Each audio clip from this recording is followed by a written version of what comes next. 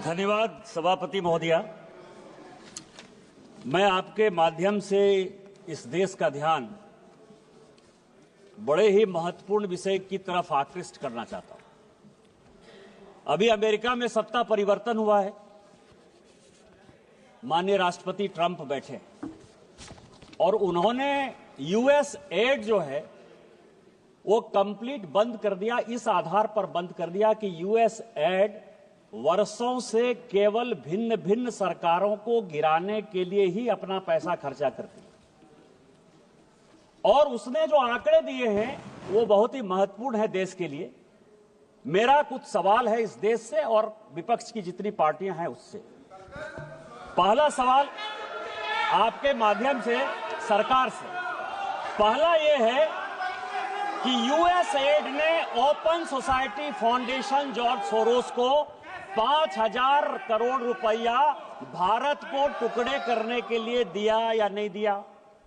US add और George Soros की open society foundation ने राजीव गांधी फाउंडेशन और राजीव गांधी चैरिटेबल ट्रस्ट को पैसा दिया कि नहीं दिया? तीसरा, ओवरसीज कांग्रेस के जो अध्यक्ष हैं सैम पित्रोदा साहब, उनको यूएस एड ने पैसा दिया या नहीं दिया? बांग्लादेश का जो पोषाहार है, जिसको कि यूनुस जो सीईओ है, वो जिसने कि बांग्लादेश में डेमोक्रेसी को बर्बाद किया, उसके साथ गांधी परिवार के क्या संबंध हैं? चौथा सवाल यह है कि राजीव गांधी फाउंडेशन में जो विजय महाजन है, प्रधान जो उनकी संस्था है, उसको यूएस एड पैसा दे रही है कि नहीं दे रही है? आपने राजीव गांधी फाउंडेशन में विजय महाजन को देश को टुकड़े करने के लिए रखा है या नहीं रखा है?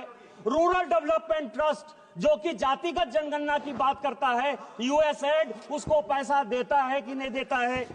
इसके बाद तालिबान को यूएस एड ने पैसा दिया कि नहीं दिया? आपकी मुलाकात हुई कि नहीं हुई? नेपाल में मनमोहन सिंह जी के रहते हिंदू राष्ट्र खत्म हो गया, जो एथिस्ट मूवमेंट है उसको यूएस एड ने पैसा दिया कि नहीं दिया? सामंता पावर से आपकी मुलाकात हुई या नहीं हुई?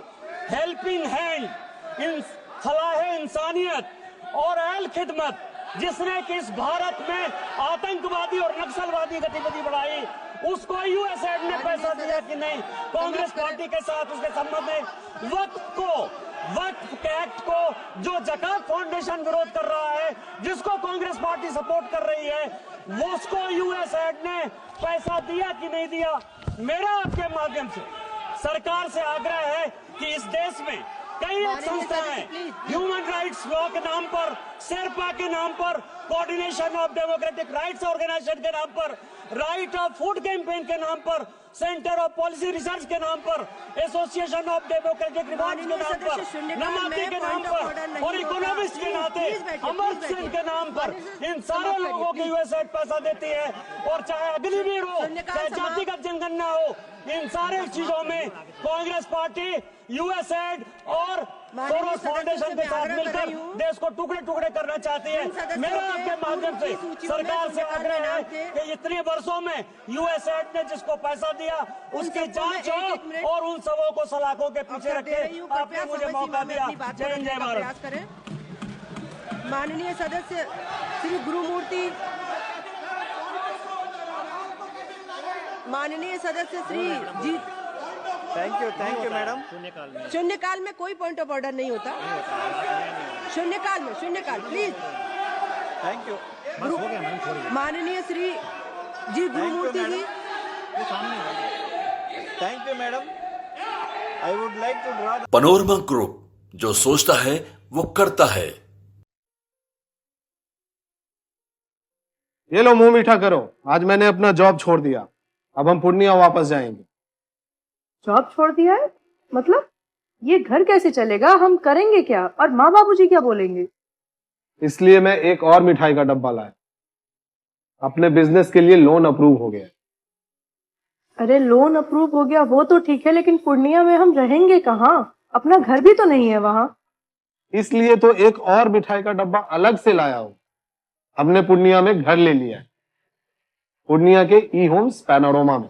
पूर्णिया में पैनोरमा ग्रुप लेकर आए हैं ई होम्स पैनोरमा। बड़ा घर आलीशान जिंदगी और अत्याधुनिक सुविधाओं के संग। अरे अरे, अब क्यों मुंह मीठा करवा रही हो?